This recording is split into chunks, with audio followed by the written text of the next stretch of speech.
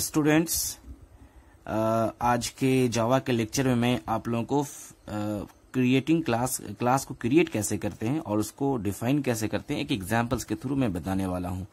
क्योंकि बहुत सारे स्टूडेंट्स ने हमें बताया पर्सनली कि सर हम लोग जावा शुरू किए हैं और जावा का प्रोग्रामिंग नहीं आती है, तो हमने ये डिसाइड किया चले कि मैं स्टार्टिंग से इनिशियल पॉइंट से क्लास कैसे शुरू करते हैं, क्रिएट कैसे करते हैं, वहां से मैं बताना शुरू करूंगा। तो आप लोगों को भी अगर किसी टॉपिक में जावा में या किसी और सब्जेक्ट में अगर डाउट हो तो जरूर हमें बताएं, ताकि हम उससे रिलेटेड वीडियो बना के आपको आपके सामने इजी वे में आपको दें और आप उसको इम्प्लीमेंट करें।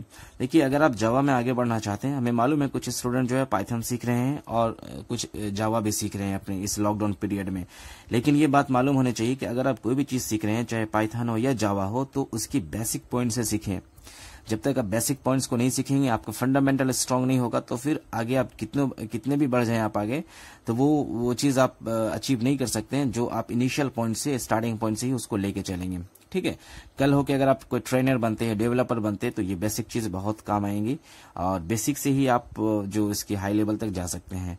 तो ये जो है बेसिकली वीडियो उन लोगों के लिए है जो जावा में अभी कुछ भी नहीं जानते, स्टार्टिंग कर रहे हैं प्रोग्रामिंग सीखने के लिए, और अगर जो जान भी रहे हैं तो वो भी वीडियो देख लें, उन्हें भी कुछ न कुछ मालूम हो जाएगा। तो आज का मेरा टॉपिक है how to create and define a class. सबसे पहले जो ऑब्जेक्ट ओरिएंटेड प्रोग्रामिंग के जो कंसेप्ट है, उसमें सबसे पहले जो आती है वो क्लास है, ऑब्जेक्ट्स है और दूसरी चीजें हैं।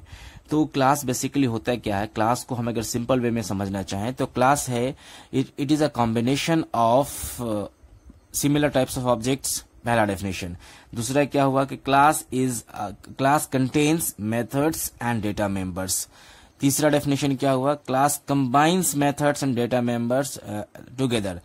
बिकॉज अगर हम इनकैप्सुलेशन अगर हम सीखे हैं C++ में, तो इनकैप्सुलेशन का मतलब ये होता है कि डेटा मेंबर को और मेथड्स को ये क्या करता है, ये कंबाइन करता है और एक फुल्ली जो सिक्योरिटी प्रोवाइड करता है। तो क्लास भी उसी का एक कंसेप्ट है। क्लास में भी जो है इनकैप्सुलेशन का ही कंसेप्ट है कि डेटा मेंबर्स को और मेथड्स को अपने अंदर बाइंड करता है और फुल सिक्योर होता है। तो चूंकि जावा में सारी चीजें जो है वो क्लास के अंदर होती है, तो हमें अपने प्रोग्राम में एक से ज्यादा क्लास भी बनाने की जरूरत पड़ती है। और अगर कभी सिंपल प्रोग्राम है तो एक क्लास में भी हो जाएगा, लेकिन जैसे जैसे हम आगे बढ़ेंगे तो क्लासेस वैसे वैसे आगे बढ़ेंगे। ठीक है, तो आज का मेरा लेक्चर जो बहुत बेसिक है, एग्जाम्पल है, इसमें हमने एक क्लास या 2 क्लास ही लिया है, उसको मैं एग्जाम्पल में आपको दिखाता हूँ। चले, ये एग्जाम्पल आपके स्क्रीन में है, आप फर्स्ट कॉलम को देखें। सबसे पहले हम लोगों ने क्या किया, यहाँ पे देखिए, यहाँ क्लास, एक हमने क्लास जो कीवर्ड है, क्लास के बाद हमने एक सम लिखा, क्योंकि सम क्या है, क्लास का नेम है और क्लास को हमें लिखना है, ये कीवर्ड है। तो जैसे क्लास लिखेंगे और यहाँ सम लिखेंगे तो क्लास क्रिएट हो गया। ठीक है, अब इस क्लास में मैंने बताया इसमें डेटा मेंबर्स होते हैं और क्या होते हैं, मेथड्स होते हैं। तो यहाँ पे इस क्लास में हमारे पास 2 मेथड्स है, एक गेट नाम का मेथड है और दूसरा ऐड नाम का मेथड है। और हमारे पास डेटा मेंबर क्या है, ये ए और बी 2 वेरिएबल है। ठीक है, तो एक हमने क्लास सम डिक्लेयर किया, उसके अंदर हमने वेरिएबल 2 वेरिएबल लिया, ए और बी। आप भी ऐसे ही प्रोग्रामिंग करो। अगर आप जावा में अभी स्टार्ट करना चाहते हो प्रोग्रामिंग करना, तो इसी प्रोग्रामिंग को पहले आप टाइप करो, इसको रन करो। ये जब रन कर जाएगा तो फिर आप धीरे धीरे और इससे ज्यादा प्रोग्रामिंग करोगे। ठीक है, उसके बाद हमने एक वर्ड गेट मेथड नाम से लिया, इसमें हमने 2 आर्गुमेंट्स डाला, एक दोनों इंटीजर टाइप है, एक्स और वाई। क्योंकि उधर से जो वैल्यू पास होगा वो एक्स और वाई में कैच होगा, और एक्स का वैल्यू किस में चला गया, ए में चला गया, और वाई का वैल्यू किस में चला गया, बी में चला गया। तो ये हमारा एक मेथड कंप्लीट हो गया। ये मेथड डिजाइन किए हैं ताकि वो वैल्यू जो है जब हम पास करें मेन क्लास के मेन क्लास वाले सेक्शन से, तो वहां वैल्यू यहाँ पे जो है ये एक्सेस करे, इसको कैच करे और फिर इसको असाइन कर दे। ठीक है, तो ये मेथड क्लियर हो गया। दूसरा मेथड क्या है, हम उसको कैलकुलेशन के लिए हम एक मेथड बनाया है इंट ऐड के नाम से। अब देखिए, यहाँ पे हमने वर्ड लिया, यहाँ पे इंट। तो ये आपने C++ में पढ़ा कि अगर वर्ड होगा तो कोई रिटर्न नहीं करेगा, और अगर इंट फ्लोट और क्या रहेगा तो वो क्या करेगा, रिटर्न करेगा। तो इस मेथड्स को देख के ये समझ में आया कि ये वैल्यू जो है रिटर्न करेगा। तो ऐड नाम से हमने एक मेथड बनाया और अंदर में हमने एक वेरिएबल लिया एस नाम से। एस में क्या है, ए और बी दोनों का जो वैल्यू को ऐड करके हमने किस में डाला, एस में डाल दिया, और फिर उस वैल्यू को हमने रिटर्न कर दिया एस में। तो ये कंप्लीट क्लास हो गया। आप देखिए क्लास कैसे बनाया मैंने, इसमें स्टार्टिंग हमने क्लास सम नाम से एक क्लास बनाया, उसके अंदर 2 मेथड्स और 2 वेरिएबल्स, इसके अलावा कुछ और वेरिएबल्स हमने लिया मेथड के अंदर। तो इस चीज को आपको देखना है, एक क्लास क्रिएट होगी, लेकिन ये प्रोग्राम कंप्लीट नहीं हुआ। प्रोग्राम कंप्लीट करने के लिए आपको एक और क्लास क्रिएट करना पड़ेगा जहां पे आपका मेन फंक्शन होगा, ठीक है। तो बढ़ते हैं दूसरे कॉलम की तरफ। यहाँ पे हमने क्लास का नाम क्या दिया, क्लास का नाम हमने दिया फाइंड सम। आप इस नाम को कोई भी नाम दे सकते हो क्योंकि ये यूजर डिफाइंड नेम है। फाइंड सम दिया। फिर यहाँ पे ये लाइन आपको याद करना है, public static word main string ARG। इसके बारे में मैंने बताया, आप इसको लेक्चर में देख सकते हैं कि इस लाइन को हम क्यों लिखते हैं, इसके एक एक का मैंने मीनिंग बताया हूं, आप इसको देख सकते हैं, ठीक है। अब इस क्लास के इस सेक्शन के अंदर हमने क्या डाला, एक नया वेरिएबल लिया S1 के नाम से। चूंकि इस वन में हमको, चूंकि यहाँ पे हमने क्या लिखा था, इंट ऐड, यहाँ से वैल्यू रिटर्न करेगा तो S1 उसको क्या करेगा, कैच करेगा, ठीक है। अब यहाँ पे नया लाइन देखिए आप, सम OBJ इक्वल टू न्यू सम। ये क्या है, ये जो है सम क्लास है, ये OBJ ऑब्जेक्ट है, और ये न्यू कीवर्ड फिर सम है। ये लाइन जो है ये ऑब्जेक्ट क्रिएट करता है। ये लाइन क्या करता है, ऑब्जेक्ट क्रिएट होता है, ठीक है।